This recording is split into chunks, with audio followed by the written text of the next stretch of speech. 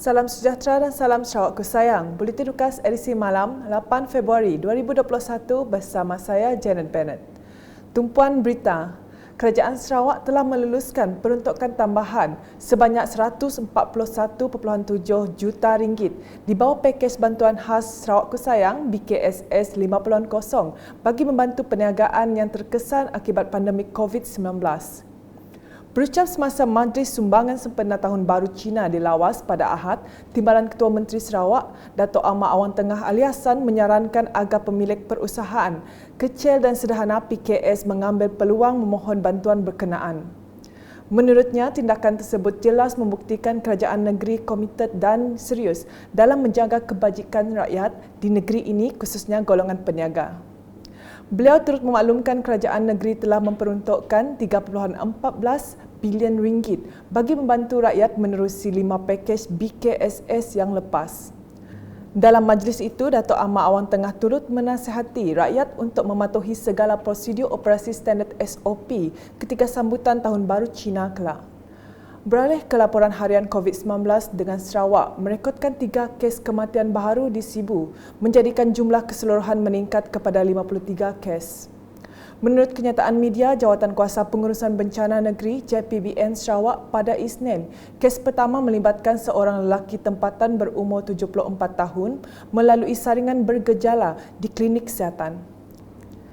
Manakala kes kedua membabitkan seorang wanita berumur 60 tahun yang telah mendapatkan rawatan kerana mengalami sesak nafas, batuk, demam, lemah badan dan kurang selera makan di samping mempunyai komorbid, penyakit kencing manis, darah tinggi dan dislipidemia.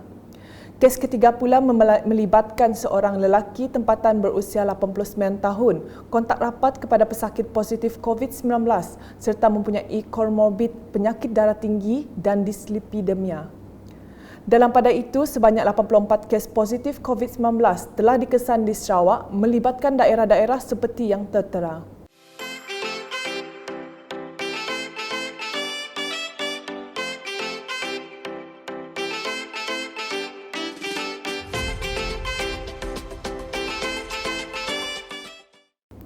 Ini menjadikan jumlah keseluruhan meningkat kepada 5,760 kes. Laporan berikutnya, Menteri di Jabatan Ketua Menteri, Integriti dan Ombudsman merangkap Ahli Dewan Undangan Negeri Adun Jepak, Datuk Talib Zulkifli menerusi petugas Pusat Khidmat Dun Jepak menyampaikan sumbangan bekalan makanan dan minuman kepada petugas barisan hadapan di daerah Bintulu pada Isnin. Petugas Pusat Khidmat Dun Jepak Cawangan PBB Jepak telah menyerahkan kepada wakil petugas kesihatan di Poliklinik Bintulu serta petugas keselamatan yang menjalankan sekatan jalan Bintulu Sibu. Sumbangan itu adalah bagi menghargai pengorbanan petugas dalam menjaga kesejahteraan dan keselamatan rakyat.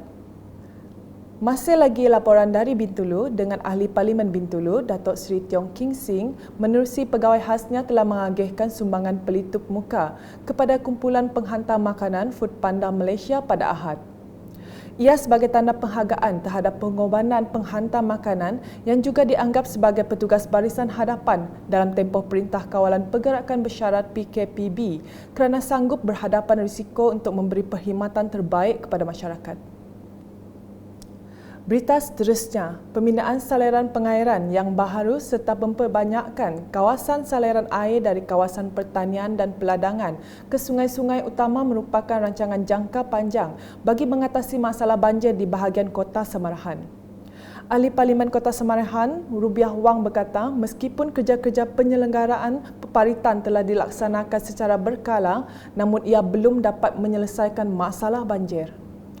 Ketika ditemui selepas melakukan lawatan ke Pusat Pembinaan Sementara PPS Dewan Kampung Bakar Semong dan PPS Dewan Suarah Kota Samarahan pada Ahad, beliau menambah sistem pengairan dan saluran di kawasan peladangan dan pertanian perlu ditambah baik mengikut keperluan semasa.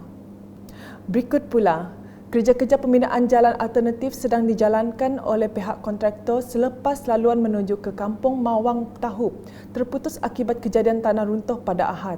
Kejadian berkenaan telah mengakibatkan kira-kira 600 penduduk daripada 135 buah keluarga terputus hubungan dengan Bandar Serian. Buat masa ini, pihak kontraktor giat melakukan kerja-kerja pembinaan jalan alternatif bagi membolehkan penduduk setempat melakukan aktiviti harian mereka. Sekian edisi malam bersama saya, Janet Bennett dan kru penerbitan.